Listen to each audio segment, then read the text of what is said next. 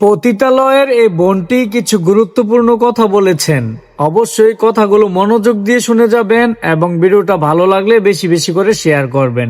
আগে আপুর কথাগুলো শুনেন। ওরা যে মেকআপ করছে, ওরা যে সাজছে, আর আমি যে মনে করো যে বয়স হয়ে গেছে, আমি মানে অন্যরকম কাপড় পরছি সাধারণ ভাবে, তারপর ও করছে আমার এই টামতাছে বেশি।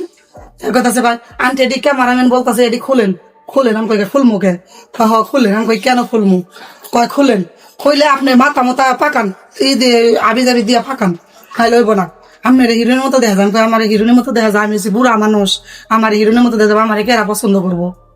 ধরো তোমরা যে কি করে কি করলাম, কাপড় চোর খুইলে কালা একটা কাপড় পরলাম, একজনের কাছে একটা ব্লাউজ এনে দিল, সেটা গাই দিলাম, এনে বাইরে রইলো, এনে বাইরে রইলো, এনে বাইরে রইলো, কয় এখন চলে, বললাম যা চলে, তো ঠিক আছে, এই অবস্থা বুঝছ।